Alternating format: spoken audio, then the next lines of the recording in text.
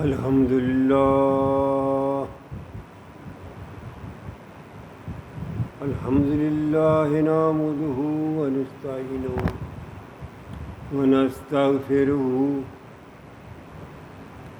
ونؤمن به ونتوكل عليه ونعوذ بالله من شرور أنفسنا ومن سيئات أعمالنا ومن يهده الله فلا مضل له ومن يضلل فلا هادي له ونشهد أن لا إله إلا الله وحده لا شريك له ونشهد أن محمدا عبده ورسوله اللهم صل وسلم على سيدنا ومولانا محمد وعلى آل سيدنا ومولانا محمد وبارك وسلم.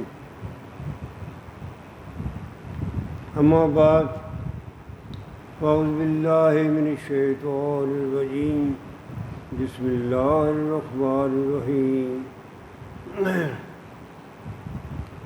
لا تحرك به لسانك لتعجل به إنا علينا جمعه وقرآنه وإذا قرآنه فاتبع قرآنه ثم إنا علينا بيانه صدق اللہ العظیم. سامعین محترم، یہ 29واں پارہ ہے سورہ القیامت. اس میں ذکر بھی قیامت کا ہے. پچھلے جمعہ ہم نے اس سورت کی پہلی 4 آیات اس پر بات کی تھی. آگے بھی ذکر قیامت کا ہو رہا ہے، لیکن درمیان میں قیامت کا ذکر چھوڑ کے درمیان میں اللہ تعالیٰ نے اپنے محبوب پیغمبر کو کچھ ہدایات دی. آپ کہہ سکتے ہیں کہ یہ جملہ معترضہ ہے. بات چل رہی ہے، اس کو روک کے ایک اور بات کر دی ہے درمیان میں. یہ وہ 4 آیات ہیں. نبی اکرم صلی اللہ علیہ وسلم شروع میں بات کی بات میں شروع میں جب اللہ تعالیٰ کی طرف سے وحی آتی تھی، فرشتہ آپ کے سامنے، جبریل علیہ السلام آپ کے سامنے قرآن پاک کی آیات تلاوت کرتے تھے، تو شروع میں آپ کا یہ طریقہ تھا کہ ساتھ آپ دہراتے تھے کہیں میں بھول نہ جاؤں. قرآن پاک میں بھی اس کا ذکر ہے. آپ کا یہ خیال ہوتا تھا کہ کہیں میں بھول نہ جاؤں. تو اللہ تعالیٰ نے بات کو روک کے نبی پاک صلی اللہ علیہ وسلم کو یہ فرمایا، اے میرے محبوب پیغمبر، جب آپ پر وحی نازل ہو رہی ہوتی ہے تو اس کو یاد کرنے میں جلدی نہ کیا کرو، اس لیے کہ آپ کے قلب اطہر پر قرآن کو اتارنا، جمع کرنا، یاد کرنا، کروانا یہ ہماری ذمہ داری ہے. ایک اور صورت میں آتا ہے فَنُقْرِئُكَ فَلَا تَنْسَى. اے میرے محبوب پیغمبر، ہم جو کچھ آپ کے سامنے تلاوت کریں گے، وحی کریں گے، آپ تو بھولیں گے ہی نہیں. تو گویا آیات، ان 4 آیات میں یہ بات کہی گئی ہے کہ آپ آرام سے سنا کریں. اور اس قرآن کو یاد کرا دینا،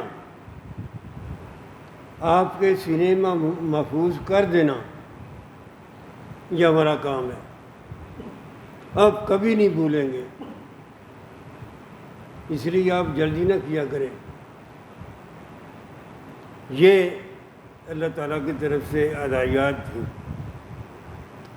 اب یہاں آپ کے ذہن میں ایک سوال پیدا ہو سکتا ہے کہ اللہ تعالیٰ کی طرف سے وحی آ رہی تھی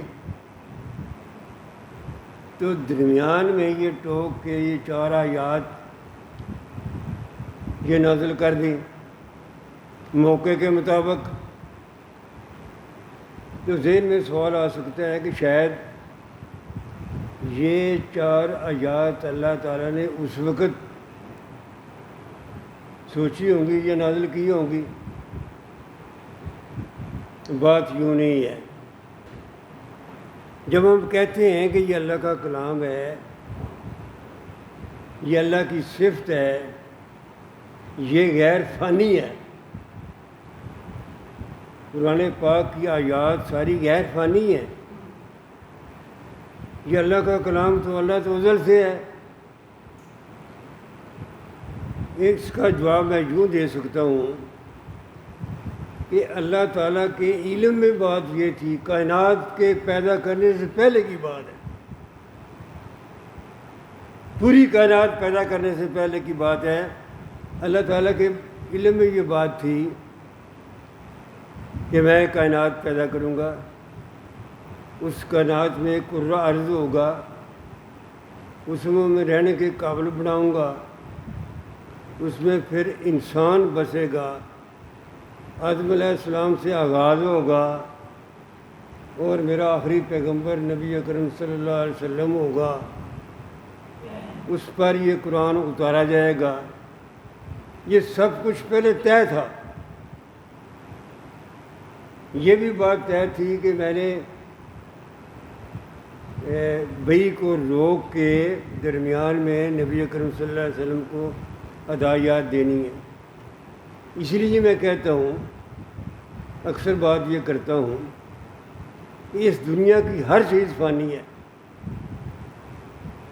اس دنیا میں رہنے والے اس پوری کائنات کی ہر چیز فانی ہے، یا چاند کیا، ستارے کیا، یا آسمان یا یہ زمین، سب فانی ہے، انسان بھی فانی ہے۔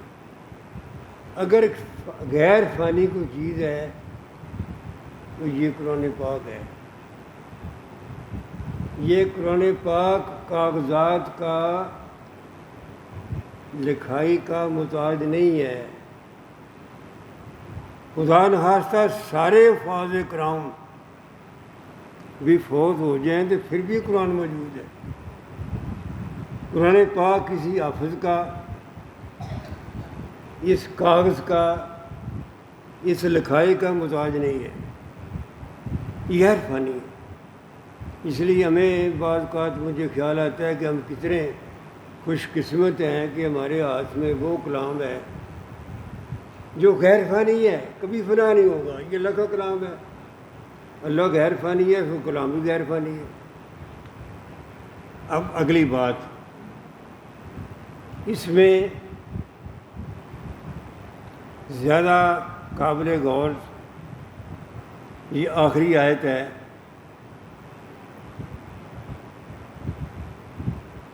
ثم ان علینا بیانہ، یہ بڑی عام آیت ہے۔ اس میں بہت سے مسائل ہمارے سامنے آتے ہیں۔ اے نبی، اس قرآن کو ہم نے اتارا ہے نا آپ کے قلب اطہر پر، اس کا مطلب سمجھانا بھی ہماری ذمہ داری ہے۔ آپ کو کوئی دقت پیش نہیں آئے گی، آپ کو اس معاملے میں سوچنا نہیں پڑے گا کہ اس کا مطلب کیا ہے، یہ اس کا مطلب کیا ہے۔ قرآن پاک اتارنا ہماری ذمہ داری ہے، آپ کے سینے میں اس کو محفوظ کرنا ہماری ذمہ داری ہے، اور آپ کو یاد رکھنا کروانا یہ ہماری ذمہ داری ہے۔ پھر آگے فرمایا کہ اس کو مطلب اس کا سمجھانا بھی ہماری ذمہ داری ہے۔ چنانچہ اسی آیت کی روشنی میں یہ بات یاد رکھنے والی ہے کہ نبی اکرم صلی اللہ علیہ وسلم کو ایک وہ وحی ہوتی تھی جو قرآن کی شکل میں موجود ہے، اسے وحی جلی کہتے ہیں، اسے وحی جلی کہتے ہیں۔ یہ قرآن پاک کی شکل میں موجود ہے۔ اور ایک وہ وحی ہوتی تھی جو قرآن پاک کی شکل میں موجود تو نہیں ہے، لیکن اسے اللہ تعالیٰ اپنے نبی پاک صلی اللہ علیہ وسلم کو قرآن پاک کا مطلب سمجھانے کے لیے ایسی وحی بھی نازل کرتا تھا جو قرآن پاک میں درج نہیں ہے۔ اسے وحی خفی کہتے ہیں۔ میں آگے سمجھاؤں گا کہ وحی خفی کی کیوں ضرورت پیش ہے، یہ کیا ہے۔ بہرحال یہ بات یاد رکھیے، ایک وحی جلی ہے جو قرآن پاک کی شکل میں موجود ہے، ایک اس کا مطلب نبی اکرم صلی اللہ علیہ وسلم کو ایسی بھی وحی ہوتی تھی جو قرآن پاک میں درج نہیں ہے، اسے وحی خفی کہتے ہیں۔ یہ وحی خفی کیا ہے؟ یہ وحی خفی جو ہے یہ دراصل قرآن پاک کا مطلب سمجھانے کے لیے آپ پر کہی جاتی تھی۔ اس لیے ہم کہتے ہیں کہ جو آپ کی حدیث ہے، جو آپ کی سنت ہے،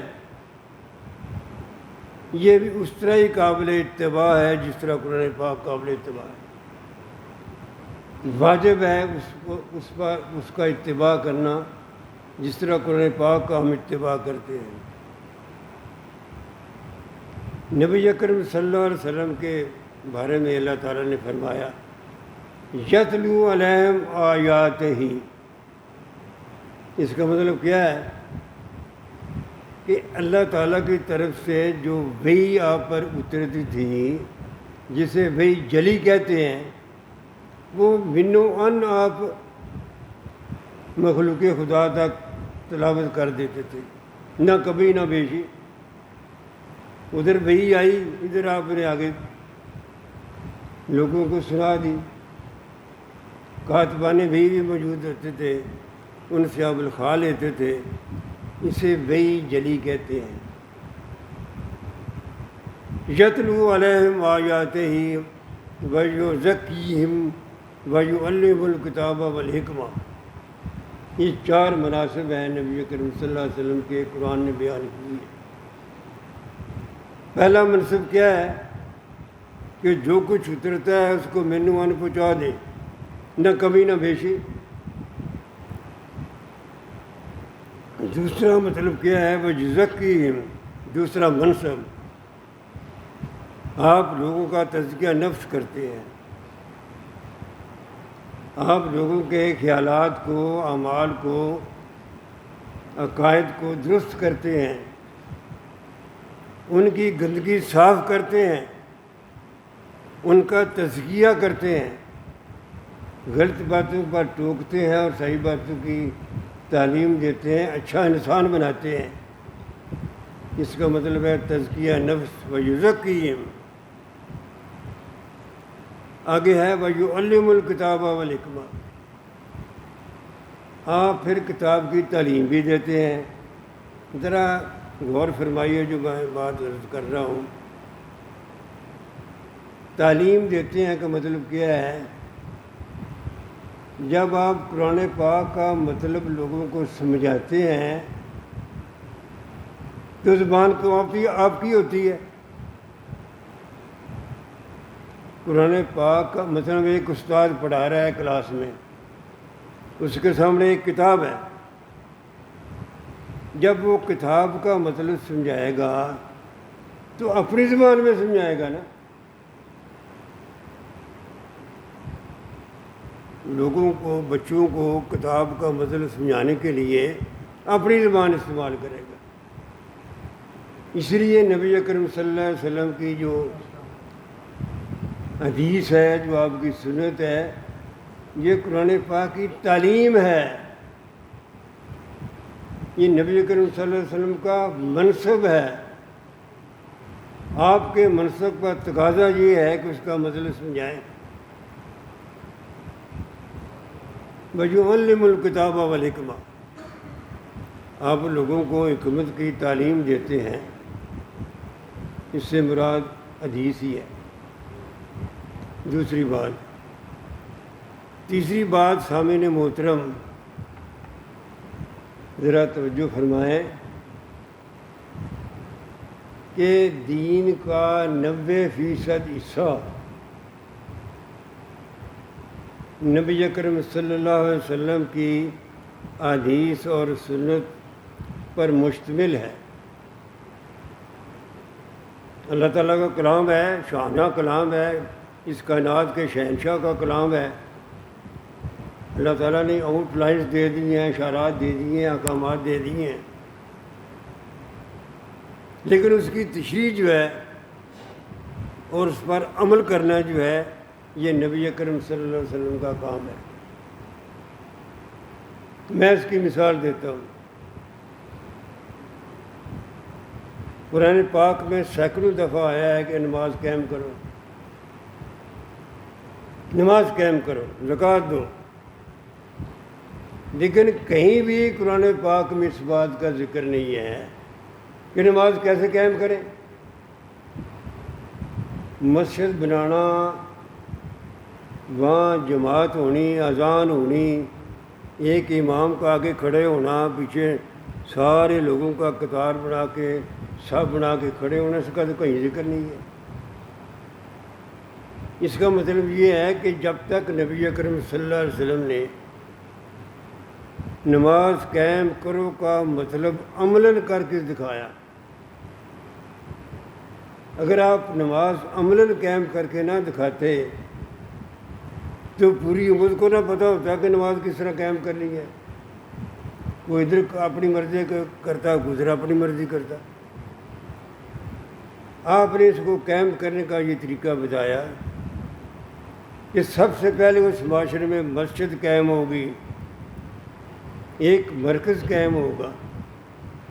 مسجد کا تعمیر کرنا قرآن پاک میں سے کہیں ذکر نہیں ہے۔ یہ نبی اکرم صلی اللہ علیہ وسلم نے فرمایا ہے کہ جب تم نماز پڑھنے کے لیے اکٹھے ہو گئے تو ظاہر ہے کہ جگہ ہوگی، اس جگہ کا نام مسجد ہے۔ مسجد کو تعمیر کرنا، پھر اذان دینا، اذان کے الفاظ بھی قرآن پاک میں نہیں ہیں۔ ان الفاظ کو امت کو بتانا، اس طرح آپ لوگوں کو بلائیں گے، کس طرح بلائیں گے؟ اس طرح بلائیں گے، اونچی آواز سے اللہ کی تکبیر اور نبی اکرم صلی اللہ علیہ وسلم کی رسالت جس کا اعلان کریں گے آپ، اللہ اکبر اللہ اکبر کہیں گے نا ہم، پھر بندے اکٹھے ہوں گے، پھر جماعت ہوگی، پھر صف بندی ہوگی، پھر ایک امام ہوگا آگے جو تلاوت کرے گا قرآن پاک کی اور لوگوں کو نماز پڑھائے گا۔ اس صف بندی میں کوئی بڑا چھوٹا نہیں ہوگا، کوئی بڑا چھوٹا نہیں ہوگا۔ میں اکثر یہ کہتا ہوں کہ عملاً مسجد ہی وہ جگہ ہے جہاں انسان غریب بھی اور امیر بھی برابر کھڑے ہوتے ہیں۔ کبھی آپ نے دیکھا ہے کہ امیر آدمی کے لیے الگ جگہ ہو اور غریب آدمی کے لیے ایک اور جگہ ہو؟ یہ واحد خدا کا گھر ہے جس میں محمود و ایاز اکٹھے کھڑے ہو جاتے ہیں، کوئی فرق نہیں ہوتا۔ تو اس طرح کر کے پھر نمازوں کے اوقات قائم کرنا، یہ فجر کا وقت ہے، یہ ظہر کا وقت ہے، یہ عصر کا وقت ہے، یہ بھی نبی کریم صلی اللہ علیہ وسلم نے بتایا، قرآن پاک میں اس کو کہیں ذکر نہیں ہے۔ پھر رکعتیں بتائیں ساری نمازوں کی۔ تو میں ایک مثال دے رہا ہوں کہ وَيُعَلِّمُ الْكِتَابَ وَالْحِکْمَۃَ کا مطلب یہی ہے، اس قرآن پاک کی جو تشریح ہے، سرکاری تشریح، معتبر تشریح، صحیح تشریح، وہ حدیث پاک ہے اور آپ کی سنت ہے، جو آپ نے عمل کیا ہے، جو آپ نے کر کے دکھایا ہے، جو فرمایا ہے، یہ قرآن پاک کو سمجھانے کی بات ہے۔ تیسری بات یہ ہے، یہ میں کہتا ہوں کہ ہم مسلمانوں میں ہم اس پر اللہ کا شکر ادا کر سکتے ہیں۔ دنیا کی کسی قوم میں، یہ بات ویسے نہیں کر رہا، دنیا کی کسی قوم نے اپنے کسی محبوب پیغمبر کی باتوں کو اور سنت کو اس طرح محفوظ نہیں کیا جس طرح کہ مسلمانوں نے کیا ہے۔ دنیا کی تاریخ میں کہیں بھی کوئی ایسی قوم نہیں گزری ہے، چاہے بنی اسرائیل ہیں، چاہے عیسائی ہیں۔ عیسائیوں میں 4 انجیلیں ہیں، ان کی وفات کے 100 سال بعد لکھی گئی ہیں۔ جو عیسیٰ علیہ السلام کی موجودگی میں لکھی گئی اس کو عیسائی مانتے نہیں ہیں،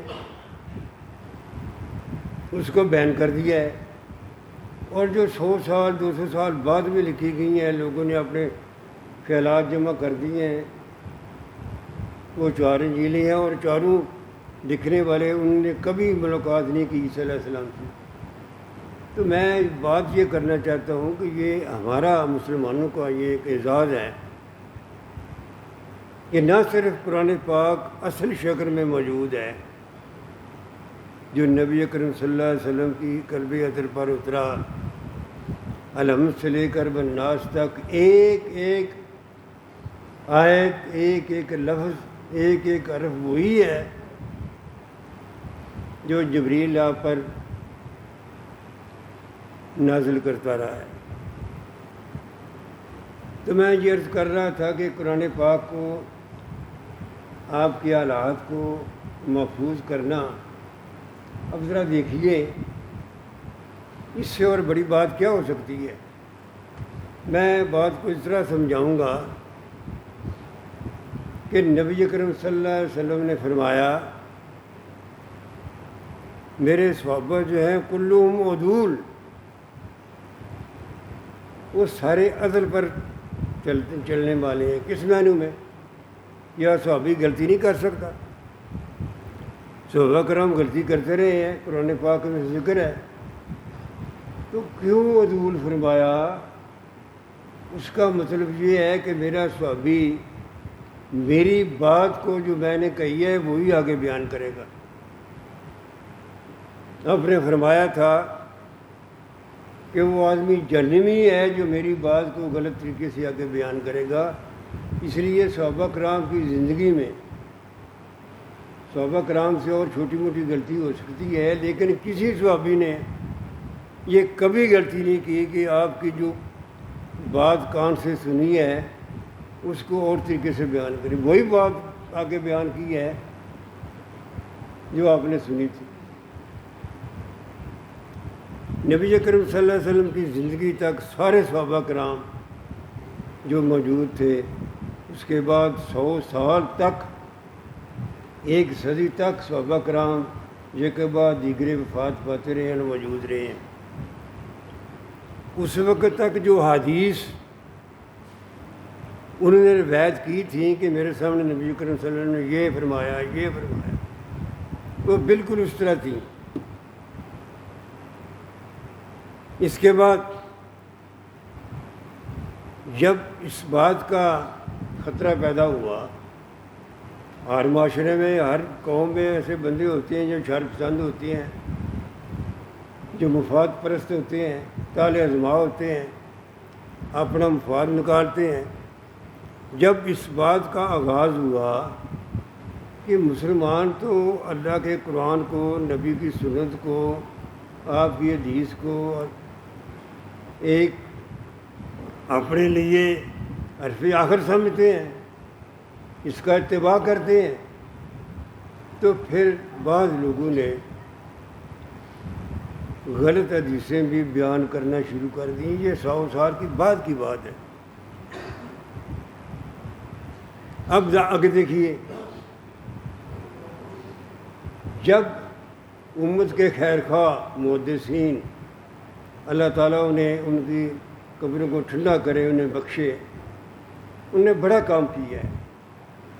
جب یہ محسوس ہوا کہ بعض لوگ غلط جو ہے وہ حدیثیں انہوں نے شامل کر لی ہیں،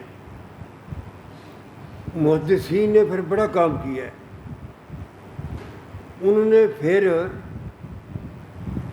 حدیثوں کو، ان کی روایات کو کیٹیگرائز کیا ہے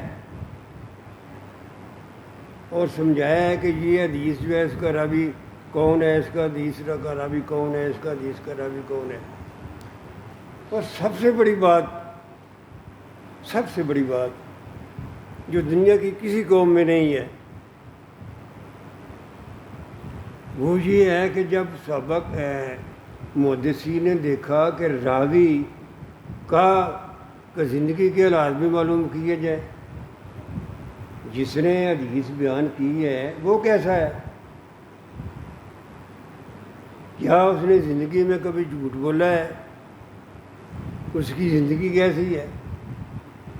راویوں کے حالات محدثین نے لکھے کہ یہ ایسا راوی ہے جس نے کبھی جھوٹ نہیں بولا، اس کی حدیث کو ہم نمبر 1 دیں گے۔ یہ ایسا راوی ہے جس میں کبھی جھوٹ بھی بولا جا سکتا ہے، اس کی حدیث پر اتنا اعتبار نہیں ہوگا جس طرح اس کی حدیث پر ہوگا جس نے کبھی جھوٹ نہیں بولا۔ اس فن کا نام ہے اسماء الرجال۔ اسماء الرجال کا مطلب ہے راویوں کے حالات زندگی قلم بند کرنا۔ کیوں قلم بند کیے؟ راویوں کے حالات کیوں قلم بند کیے؟ اس لیے قلم بند کیے تاکہ ہمارے پاس صحیح ثبوت پیش آ جائے کہ یہ راوی وہ ہے جو بڑا سچا راوی ہے، اس نے خود نبی کریم صلی اللہ علیہ وسلم سے حدیث سنی ہے، یا یہ وہ راوی ہے جس نے کسی صحابی سے بات سنی ہے پھر آگے بیان کی ہے۔ اس طرح کر کے ایک اسماء الرجال کا فن انہوں نے ایجاد کیا اور بالکل ساری حدیثوں کو، سارے ذخیرے کو، اس لیے ستہ کے نام سے جو 6 حدیث کے مجموعے ہیں، صحیح بخاری، صحیح مسلم، صحیح ترمذی، ساری 6 کتابیں ہیں۔ مشکات ان کا ایک خلاصہ ہے نا، لیکن وہ 6 ستہ کے نام سے مشہور ہیں، ان میں صحیح حدیثیں جمع کی گئی ہیں۔ اور پھر آگے کمال کر دیا کہ امت کو بتایا کہ اگر کسی وجہ سے ہم اس حدیث کو صحیح مان رہے ہیں، اس کو درج کر دیا ہے، تو ایک فن درایت ایجاد کیا۔ اس کا مطلب کیا ہے کہ آپ حدیث کو دیکھیں، اگر وہ قرآن پاک کے معیار پر پورا اترتی ہے تو ٹھیک ہے، اس کو مان لیں۔ اگر قرآن پاک کے مضمون، قرآن پاک کی تعلیم پر پورا نہیں اترتی ہے تو اس سے اختلاف بھی کر سکتے ہیں۔ پھر اس سے بھی بڑی دیانتداری کا یہ ثبوت دیا کہ جو حدیثیں موجود تھیں، غلط تھیں، لوگوں نے شامل کر لی تھیں، ان کو بھی چھپایا نہیں، ان کو نہیں چھپایا، ان کو الگ بتا دیا کہ یہ حدیث موضوع ہے، چھپایا نہیں ہے۔ تو میں یہ عرض کرنا چاہتا ہوں، اس لحاظ سے ہم مسلمان، اللہ کا نبی کے صلی اللہ علیہ وسلم کا کلمہ پڑھنے والے، لا الہ الا اللہ محمد رسول اللہ کہنے والے، ہم اس لحاظ سے بڑے خوش قسمت ہیں۔ پوری دنیا میں جتنی بھی قومیں ہیں، عمل ہمارا اس کے مطابق نہ ہوتی ہے الگ بات ہے، لیکن میں ایک تاریخی بات کر رہا ہوں ایک تو ہمارے پاس یہ حوالہ ہے قرآن پاک کا، یہ اصل شکل میں موجود ہے، یہ وہی قرآن پاک ہے جو نبی کریم صلی اللہ علیہ وسلم کی قلب اطہر پر اترا تھا، صحیح حوالہ ہے۔ دوسرا، نبی کریم صلی اللہ علیہ وسلم کی زندگی کے حالات سارے کے سارے، شب و روز آپ کا کیسے گزرتا تھا، ازواج مطہرات کے ساتھ کیسے تعلقات تھے، ان کے گھر کے حالات کیسے تھے، یہ سب کچھ موجود ہے، سب کچھ موجود ہے۔ دنیا میں کوئی بھی پیغمبر، کوئی بھی انسان اس وقت دنیا میں موجود نہیں ہے جس کی زندگی کے حالات اتنے محفوظ کر دیے گئے ہوں جس طرح کہ نبی کریم صلی اللہ علیہ وسلم کے حالات زندگی کے محفوظ ہیں، گھر کے حالات بھی، زندگی کے سارے حالات، جنگیں آپ نے کیسی کی، گھر آپ کا کیسا تھا، آپ کا لین دین کیسا، سارے حالات وہاں درج کر دیے گئے ہیں، یہ بھی حوالہ ہمارے پاس موجود ہے۔ اس لیے ہمارے پاس دو حوالے جو ہیں نا، قرآن و سنت، یہ محفوظ ہیں۔ اس لیے اللہ تعالیٰ سے ہم دعا کرتے ہیں۔ اب آخری بات جو میں کرنا چاہتا ہوں، وقت تھوڑا ہوتا ہے، بات ذرا لمبی ہو جاتی ہے، وہ یہ ہے، قرآن و سنت تو ہم کہتے ہیں معیار حق ہے، ہمیں معلوم ہو جائے قرآن کی آیت ہے اس پر ایمان، اگر انکار کریں گے تو کافر ہو جائیں گے۔ نبی کریم صلی اللہ علیہ وسلم کی سنت، آپ کی حدیث صحیح معلوم ہو جائے تو ٹھیک ہے، وہ ہمارے لیے واجب الاطاعت ہے، ہم اس کی پیروی کریں گے۔ آگے فقہاء نے بڑا کام کیا، اس کی مزید تشریح کی، اس لیے میں کہتا ہوں کہ فقہاء نے جو کام کیا ہے یہ حق ہے، سچ ہے، لیکن معیار حق نہیں ہے۔ قرآن و سنت جو ہے یہ معیار حق ہے، اس میں ہم اختلاف کر ہی نہیں سکتے، اختلاف کریں گے تو مسلمان نہیں رہیں گے۔ لیکن کسی فقیہ کی رائے سے اختلاف ہو سکتا ہے، جس طرح کے فقہاء نے آپس میں اختلاف کیے ہیں، حضرت امام ابو حنیفہ رحمۃ اللہ علیہ سے اختلاف کیا حضرت امام مالک نے، وہ بھی سچ ہے، وہ بھی ٹھیک ہے۔ اس کا مطلب ہے ان کی ایک رائے تھی، کسی آج تک کسی فقیہ نے نہیں یہ کہا کہ جو کچھ میں نے مسائل بیان کیے ہیں اس پر عمل کرنا واجب ہے، بلکہ انہوں نے یہ فرمایا ہے کہ ہمارا یہ ایک رائے ہے، اگر یہ رائے قرآن و سنت کے مطابق ہے ٹھیک ہے، اگر تم اس میں غلطی پاتے ہو تو اس کو پھینک دو۔ آج جو کچھ ہے نا، میں یہ بات کہنا چاہتا تھا، آج یہ کچھ ہے، بعض لوگ، سارے نہیں، جہالت کی وجہ سے یا کم علمی کی وجہ سے یا قرآن پاک کو صحیح نہ سمجھنے کی وجہ سے، بعض لوگ ایسے ہیں جو کہ فقہ کو آگے کر لیتے ہیں، قرآن و سنت کو پیچھے کر دیتے ہیں۔ اس طرح یہ فرقے پیدا ہوتے ہیں، ہر فرقہ اپنی فقہ کو سمجھتا ہے کہ یہ حق ہے، باقی سب غلط ہے، تو فرقہ واریت نے قوم کو تقسیم کر دیا ہے۔ اس کا واحد حل یہ ہے کہ ہم اثر کی طرف لوٹ جائیں اور کہیں یہ قرآن و سنت ہمارا معیار حق ہے، فقہ ٹھیک ہے، جس فقہ کا میں ماننے والا ہوں اس سے اگر کوئی اختلاف بھی ہو جائے کسی مسئلے پر تو یہ غلط بات نہیں ہوتی۔ اللہ تعالیٰ ہمیں سمجھ کی توفیق دے، وما علینا الا البلاغ المبین۔